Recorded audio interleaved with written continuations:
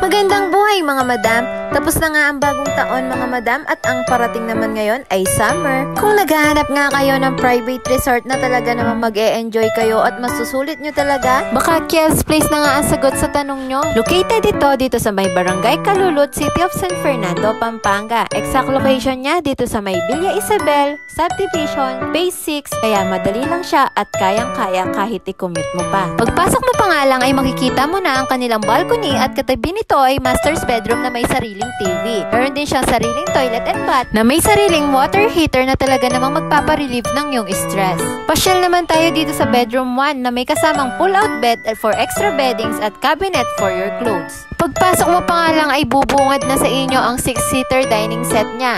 What we love about this villa is talagang na-maximize ang space niya. Napakagaling nga lang at wala ka nang poproblemahin mga madam dahil dito kumpleto na ang lahat. Pwede mong magamit ang kanilang complete sets of utensils at syempre ang kanilang mga appliances. Another minimalist toilet na merong accent na subway tiles ang iyong makikita sa may shower area. Syempre, papahuli ba ang pinaka-favorite spot ng lahat? Ang videoke area or ang kanilang living space? Punta naman tayo dito sa may second floor. Meron din itong 2 loft bed na kasya up to 4 to 5 persons. Dahil may pasok kami sa umaga, ito na nga ang bumungad sa amin. Napakagandang pool na may lukewarm water na talagang refreshing sa pakiramdam. Unti-unti na nga kami nakukumpleto dyan mga madam, kaya nga naman yung iba sa amin ay nag-prepare na ng aming kakainin. At habang naghahanda ng aming kakainin ng iba, yung iba naman ay nanonood gaya ng mga chikiting na ito at naglalaro dito sa may sala. Hindi ko na nga pala naisama ang aking anak dahil nga galing ako ng trabaho mga madam. Hello nga pala sa aming cook for this day. Talaga namang ang sasarap ng ulam namin mga madam. Nagluto na nga rin pala siya ng okra para kay Amira at hotdog naman para kay Prince at Nami. Mag-aalas 10 na nga ito kaya talaga namang gutom na kami. Kaya naman nagtipon-tipon na kami para kantahan ito ng happy birthday.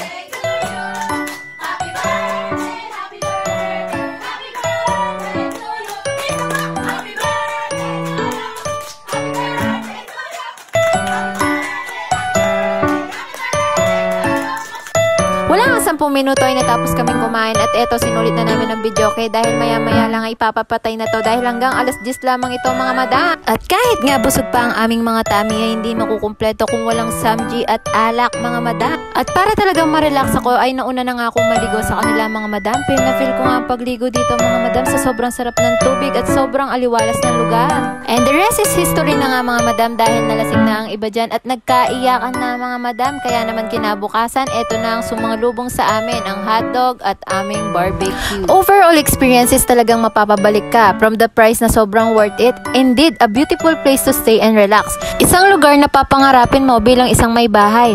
Dahil napakalinis nito, yung ambience, yung homey feeling, talaga namang masusulit mo siya mga madam. Kaya ano pang hinihintay nyo? Pumunta na kayo dito mga madam.